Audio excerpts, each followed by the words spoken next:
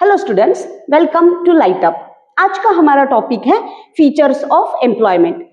हमने पिछले वीडियो में फीचर्स ऑफ प्रोफेशन भी देखा था और उसके पहले वीडियो में हमने फीचर्स ऑफ बिजनेस भी देखे थे।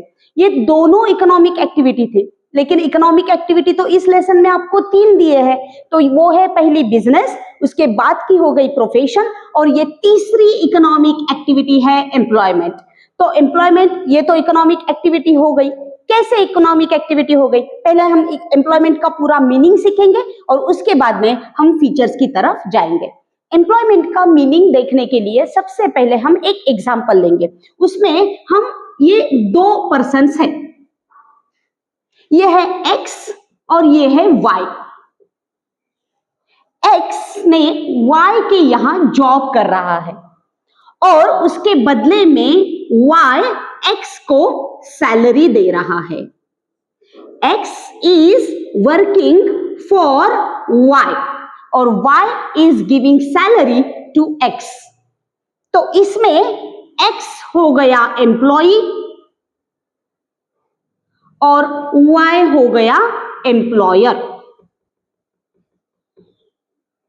और ये दोनों की एक्टिविटी हो गई एम्प्लॉयमेंट। समझ में आया? X काम कर रहा है Y के यहां और Y उसके बदले में उसको सैलरी दे रहा है। Y ये तो ओनर है, कोई ऑर्गेनाइजेशन है, कोई फर्म है, कोई बिजनेस है, उसका ओनर है Y। वहां पे काम कर रहा है X, तो X becomes the employee of Y।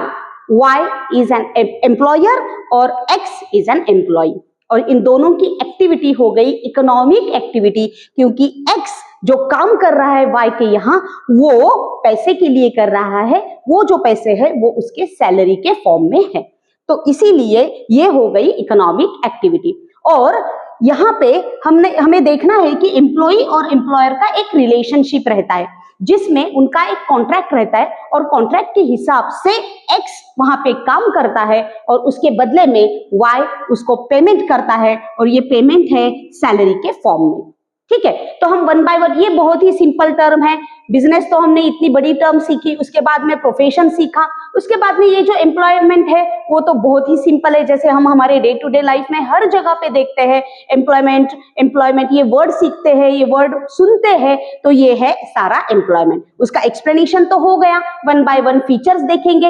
M क्या है इसका? एम तो इकोनॉमिक एक्टिविटी है, तो पैसे कमाना यही एम हो गया। तो पहली फीचर बनती है एम। जैसे यही फीचर हमने प्रोफेशन में भी देखी थी, प्रोफेशन का भी एम था अर्निंग मनी। इकोनॉमिक एक्टिविटी है तो उनका एम नो डाउट कौन सा होना चाहिए? तो अर्निंग मनी। इनका भी एम है अर्निंग मनी। दूसरा है क्वालिफिकेशन।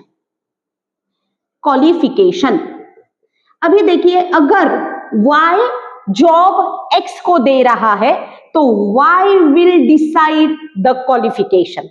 Y डिसाइड करेगा कि कौन सा क्वालिफिकेशन X को होना चाहिए, क्योंकि जो काम है उसके अनुसार उसका काम होगा, उसका क्वालिफिकेशन होगा। जो काम है उससे रिलेटेड उसका क्वालिफिकेशन होना चाहिए। जैसे बिजनेस में तो कोई क्वालिफिकेशन दिया ही नहीं है, प्रोफेशन में तो प्रिस्क्राइब्ड क्वालिफिकेशन दिया है, लेकिन एम्प्लॉयमेंट में एम्प्लॉयर डिसाइड करेगा कि कौन सा क्वालिफिकेशन एम्प्लॉय को होना चाहिए। Each job requires some qualification. Skilled और unskilled labour is required as per nature of the job. तो मैंने अभी आपको बोला कि जॉब के हिसाब से, जॉब के नेचर पे डिपेंड करता है कि एम्प्लॉई का क्वालिफिकेशन क्या होना चाहिए। For skilled job some specific qualifications are required. For example job of nurse, yes, nurse को कोई तो क्वालिफिकेशन होना चाहिए, उसके बाद ही वो अपॉइंट की जाएगी किसी हॉस्पिटल में, तो हॉस्पिटल उसका एम्प्लॉयर हो गया और नर्स हॉस्पिटल की एम्प्लॉई हो गई। But no specific qualification for unskilled job is necessary, क्योंकि अनस्किल्ड है तो कोई भी पर्सन चलेगा, कोई भी पर्सन एम्प्लॉयमेंट के लिए चल सकता है। For example office boy, office boy के लिए कोई क्वालिफिकेशन की जरूरत नहीं रहती। उसके बाद में तीसरा फीचर आता है मॉनेटरी रिटर्न्स। मॉनेटरी रिटर्न्स कौन से फॉर्म में रहते हैं? तो सैलरी के फॉर्म में रहते हैं, इसीलिए, या फिर वेजेस भी रहते हैं। आपको पता है सैलरी और वेजेस में क्या डिफरेंस है?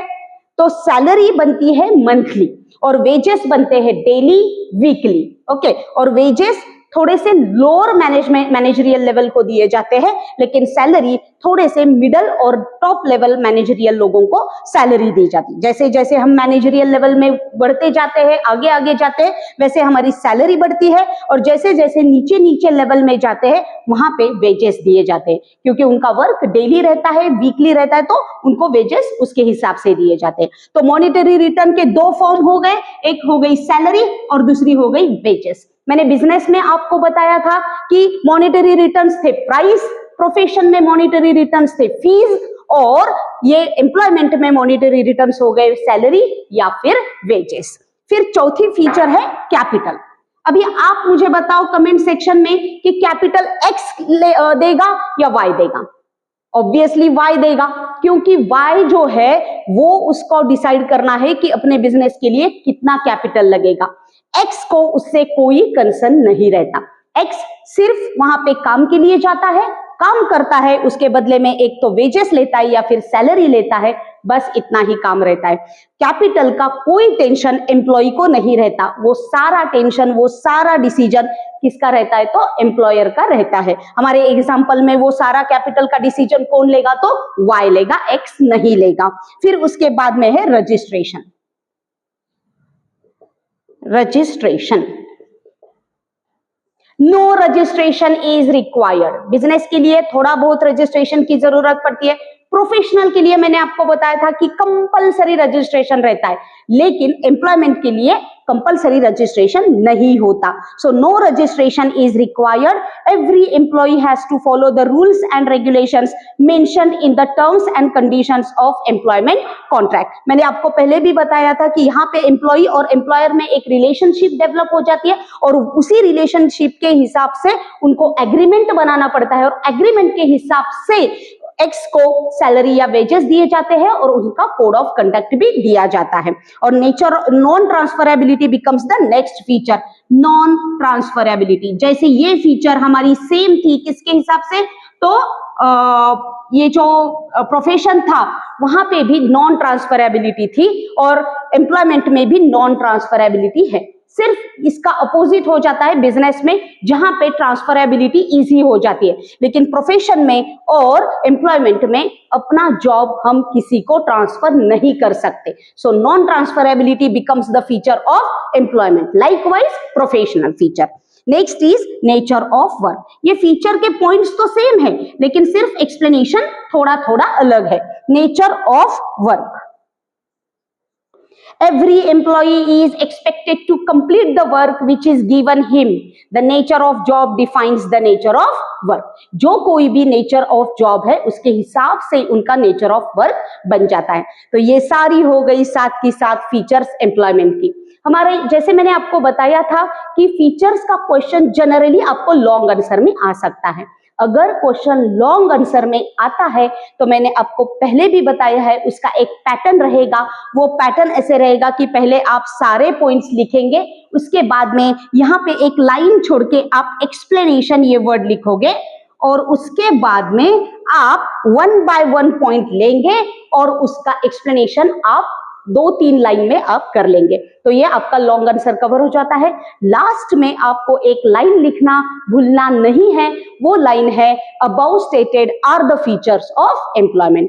तो आपको सारे पूरे मार्क्स मिल सकते हैं क्योंकि ये हो गया लॉन्ग आंसर। ठीक है, तो अगर आपको कुछ डाउट है तो आप मुझे कमेंट सेक्शन में जरूर बताना, और ऐसे ही आगे के वीडियो के लिए आप हमें सब्सक्राइब करना मत भूलना। Thank you.